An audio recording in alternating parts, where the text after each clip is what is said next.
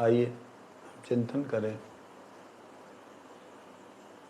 चेतो दर्पण मार्जनम भव महादावाग्नि निर्वापणम श्रेय कैरव चंद्रिका वितरणम विद्यावधु जीवनम आनंदम अम्बुधिवर्धनम प्रतिपदम पूर्णामृत स्वादनम सर्वात्म स्नपनम परम विजय थे श्री कृष्ण संकीर्तनम।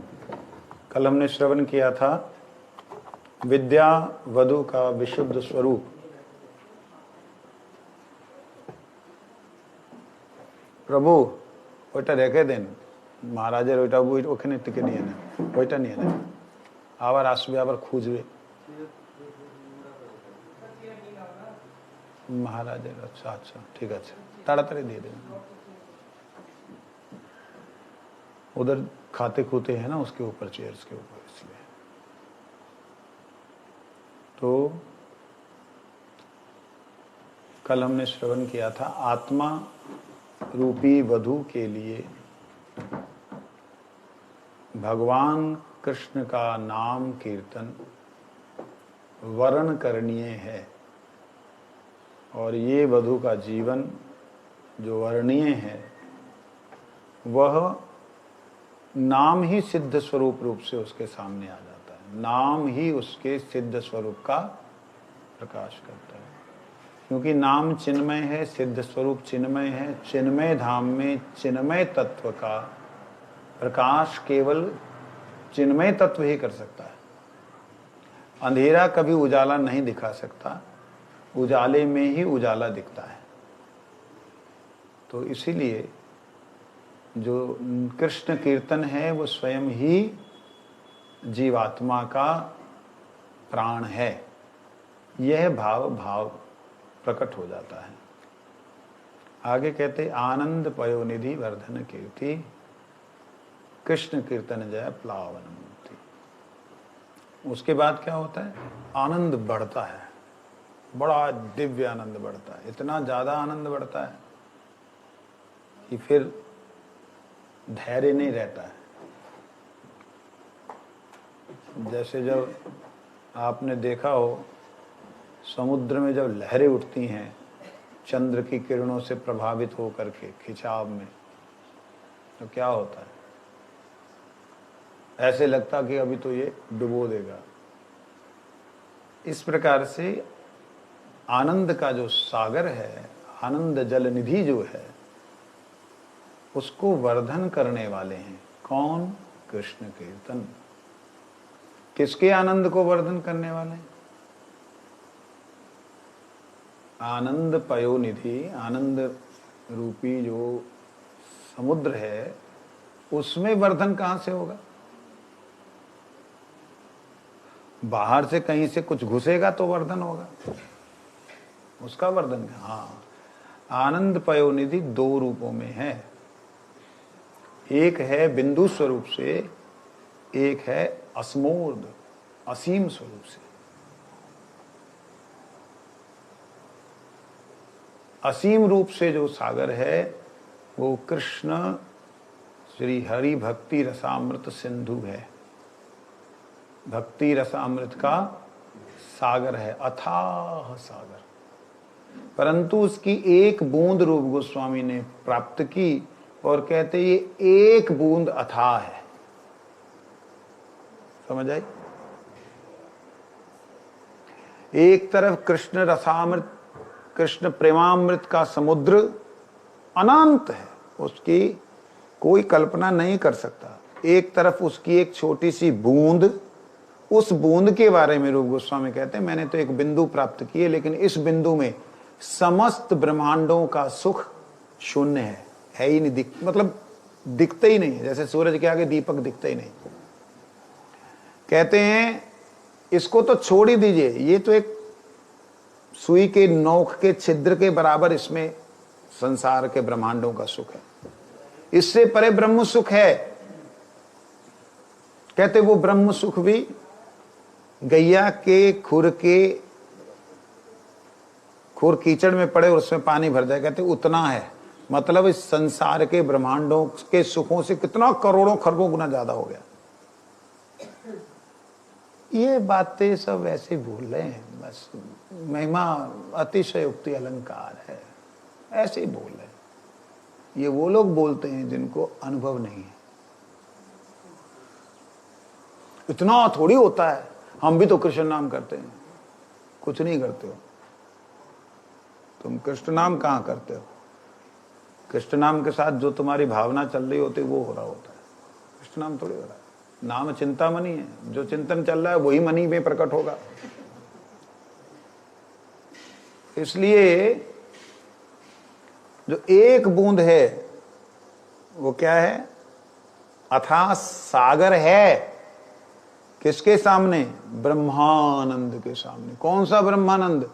जहां पे रजोगुण सतोगुण तमोगुण खत्म हो जाते हैं, जहां केवल आनंद ही आनंद। कहते उस आनंद ही आनंद वाले जगह पर, उस ब्रह्म सायुज्य में जो सुख है वो बिल्कुल शून्य के बराबर, मतलब नथिंग है यहां पे। जिसने एक कृष्ण के प्रेम समुद्र की बूंद का पान किया, उसके आगे ब्रह्म सुख भी तुच्छ लगता है। ये बात शायद आपकी समझ में आए या नहीं आए, गुरुदेव की कृपा से मेरी समझ तो आ चुकी है।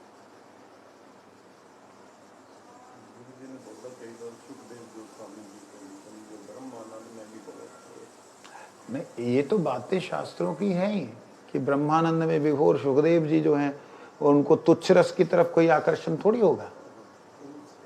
वो तो श्रेष्ठ रस की तरफ ही जा सकते हैं। सनक सनातन सनत कुमार श्रेष्ठ रस की तरफ ही जा सकते हैं। लेकिन बात ये, वो तो प्रमाणिक एक शास्त्रों में बातें कही हुई हैं, परंतु गुरुदेव की कृपा से इसका अनुभव हो जाना, ये मूल बात है।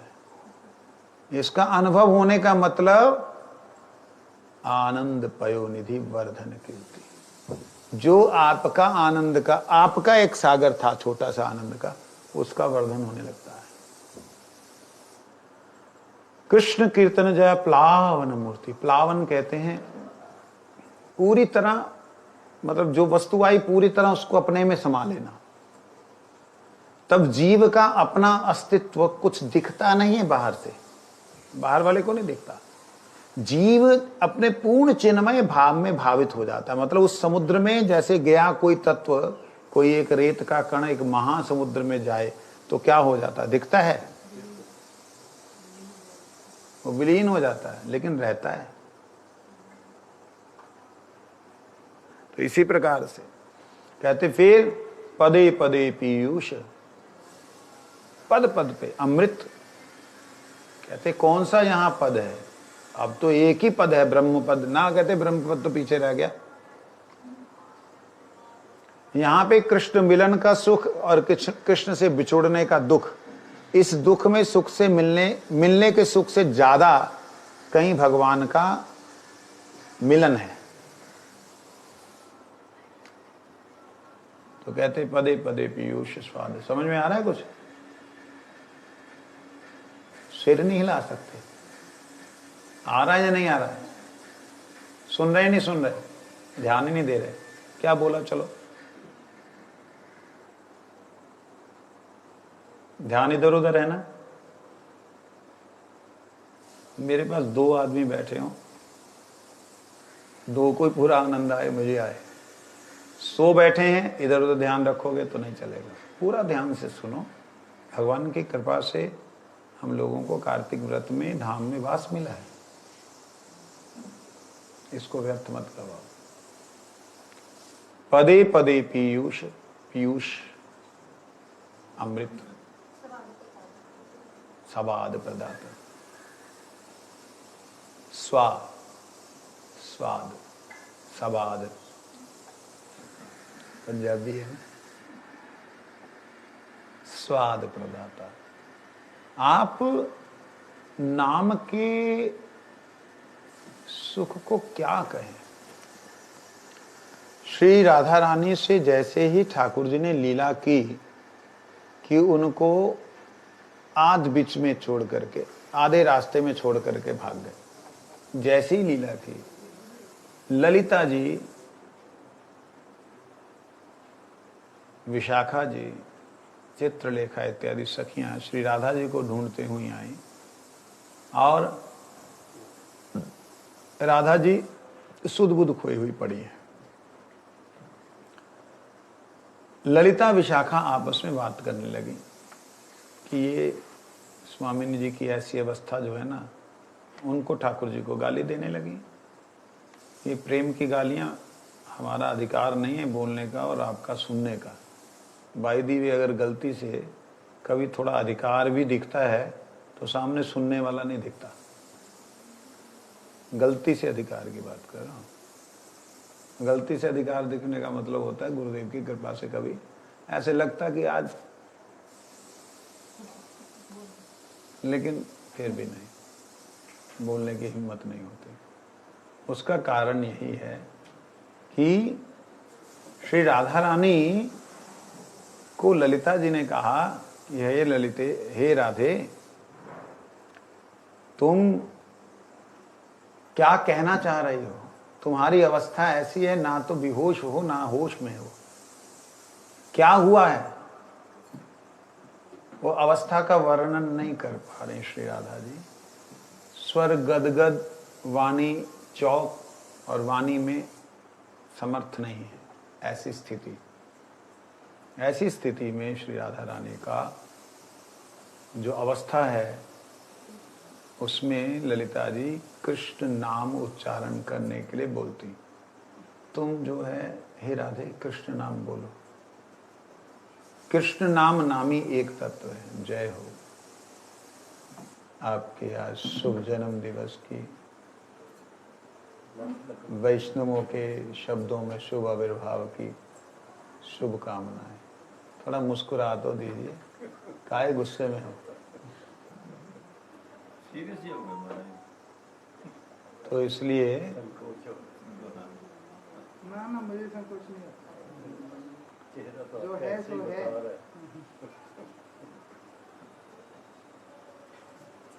तो श्री राधा रानी महान विरह में डूब गई।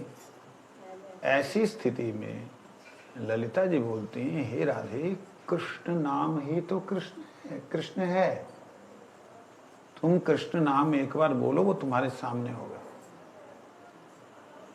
राधा रानी कहती, मैं बोलूं तो बोलूं कैसे? मैं ये दो अक्षर तुम बोल रही हो ना, ये दो वर्णद्वयी, ये बोल नहीं पा रही, क्योंकि इसको बोलने के लिए मेरी ये जीभ जो है सफिशिएंट नहीं लग रही। मेरे को इसका समर्थ नहीं दिख रहा है। एक जिह्वा का इच्छा और 1 करोड़ जिह्वाएं हो तो ये 2 अक्षर उसमें समा सकते हैं शायद। और यदि वो नृत्य करेगा उन करोड़ जिह्वाओं पे, और जब उसको सुनने की बारी आएगी तो कान भी नहीं है। क्या बोलूं, ये बोलने में आ नहीं रहा है। कान अर्बुद चाहिए, कर्ण अर्बुदेव स्पृहा, कानों की अर्बुदेभ्य स्पृहा, अर्बुद कानों की इच्छा हो रही। तो ये है पदे पदे पीयूष। मतलब भगवान के साथ में है तो सुख है, भगवान के साथ नहीं है तो सुख की सीमा नहीं है। क्यों? क्योंकि अब नाम ही सहारा, लेकिन नाम ले तो ले कैसे? 2 आंखें हैं, 2 आंखें ठाकुर की, तब तो बात बन गई। एक जिब्बा है, ठाकुर जी की जिब्बा है, नाम तो चल दियो है वो काम। लेकिन अब नाम एक ऐसा है अकेले में इतना सर्वशक्तिमान है कि वह नाम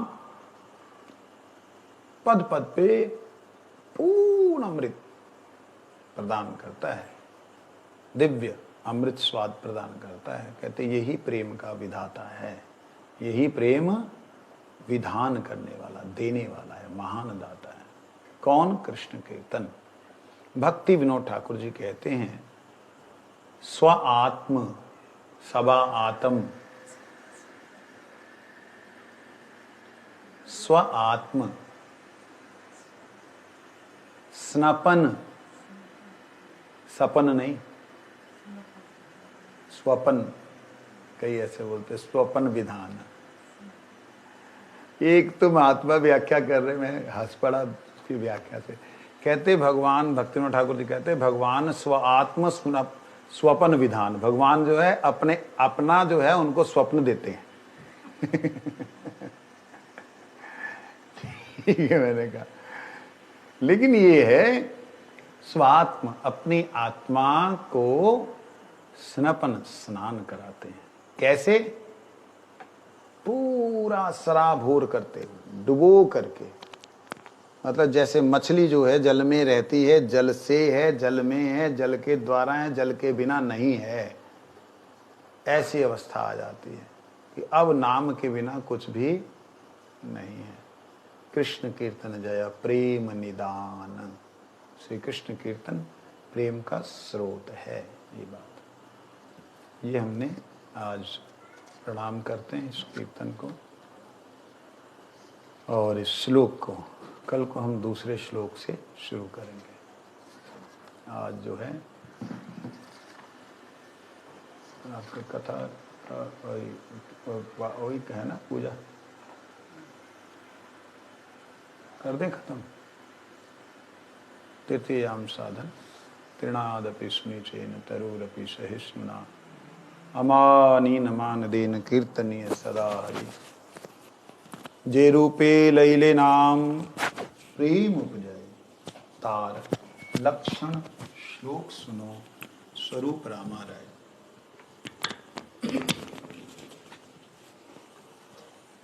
उत्तम हैया अपना के माने तेरणा धाम, दुई प्रकारे सहिष्णुता करे वृक्ष सम। वृक्ष ये ना काटी ले हो, किचु ना बोले सुखाइया मैले, कारे पानी न हो। जे मांगे तारे दे अपन धन, घर्म वृष्टि सही आने करो रक्षण। उत्तम हैया वैष्णव हवे निराभिमान, जीवे सन्मान दिवे जाने कृष्ण निष्ठा। यही मतो हैया जय कृष्ण नाम लय, श्री कृष्ण चरण तार। जिस प्रकार से नाम लेने से प्रेम उपजेगा, हे रामानंद तुम उसके लक्षण सुनो। ये दो जने हमारे यहाँ, स्वरूप राम राय, स्वरूप दामोदर गोस्वामी और राम राय रामानंद राय, इन दोनों को बोल रहे हैं सुनो उसके लक्षण श्लोक सुनो कि कैसे होगा। चैतन्य महाप्रभु ने तृणादपि सुनिचेन श्लोक जो बोला है वो स्वरूप दामोदर राय रामानंद के सामने बोला। वो उसकी व्याख्या कृष्णदास कविराज गोस्वामी ने इस प्रकार से की कि चैतन्य चरितमृत सबसे पहले मेरी तरफ से आपके शुभ आविर्भाव से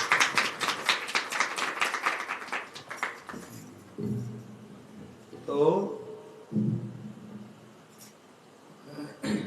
हालांकि अभी पूजा महाराज जी ने करनी है गुरु जी की, उसके बाद ही, लेकिन फिर ऐसे ही आ गया मन में, ठाकुर जी का प्रसाद ही। तो आपके शायद आपने श्रवण नहीं किया, मैंने आपके लिए कुछ प्रार्थनाएं की थी। प्रार्थनाएं आपको नहीं, आपके लिए की थी। ये किसी ने अगरबत्ती देखो उसके पीछे रख के पर्दा जलेगा, नहीं जलेगा।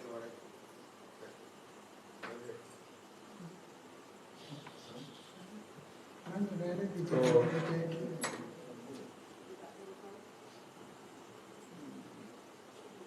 जो आपकी इच्छा है गुरुदेव की इच्छा की पूर्ति के लिए, उसके लिए गुरुदेव से, दाऊ जी से, गोवर्धन बाबा से प्रार्थना की है कि कृष्ण जो है वो अपनी जिद को छोड़ करके आपकी इच्छा, जो गुरु जी की इच्छा पूर्ति करने की, उसको पूरा करें। ये प्रार्थना मैंने की है और अंतरात्मा से की। थोड़ा मुस्कुराया हो जाए, ऐसे मतलब तो मैं वहाँ मुस्कुरा ही रहा था। वहाँ से थोड़ा आते आते थोड़ा महाराज जी को देख के गंभीर हुए। महाराज जी का जो प्रेम है, मुस्कुरा रहे थे, फिर ठीक है चलो। अभी जो भी है मतलब ये बोलना कहते हैं उत्तम है, बोलना ही पड़ेगा। लेकिन मैं कीर्तन के बीच में व्यवधान डिस्टर्बेंस नहीं करनी अपने चाहिए। समय पे बोलूं। बिल्कुल। उत्तम हैया अपना के माने तृणाधम, उत्तम हो ही अपने आप को तृणाधम समझना। ले, गुरु जी से एक ने बोला, ले ये क्या बात है महाराज, जो उत्तम है तो उनको तो उत्तम ही समझना चाहिए। उत्तम ही समझना चाहिए। भगवान के फीलिंग भी तो आएगी अंदर से, कोई उत्तम हो तो उसको है ना, फील होता है, फील होता है। जो महापुरुष लोग हैं उनको मालूम है कि उनका विषयों में मन बिल्कुल नहीं है। महापुरुषों की बात कर रहे हैं, उत्तम हैया। उत्तम होने के बाद की बात है, उत्तम हैया शब्द प्रयोग किया है। उत्तम पहले हो, अधम अधम अधम अपने आप को अधम समझे तो कोई बात ही नहीं है। उत्तम पहले हो। उत्तम हैया अपना के माने तृणाधम, दुई प्रकारे सहिष्णुता करे वृक्ष सम। ये जो श्लोक है ना, इसको सुन करके वो कहते हैं, वो वैष्णव हवार मने बड़ो सिलो साध, वैष्णव हवार मने बड़ो सिलो साध, तृणादपि सुनी चेन श्लोक सुनी पड़े गलो बाज। मेरे एक बड़ी आशा, हाँ, वैष्णव हवार मने बड़ो सिलो आश, वैष्णव बनने की मेरी बड़ी आशा थी। तृणादपि सुनी चेन श्लोक सुना, सिर पे बिजली गिर गई। तृणादपि श्लोक सुनी पड़ी गलो बाछ, बाछ मतलब होता है बिजली, जो वो बिजली गिरती है, बिजली गिर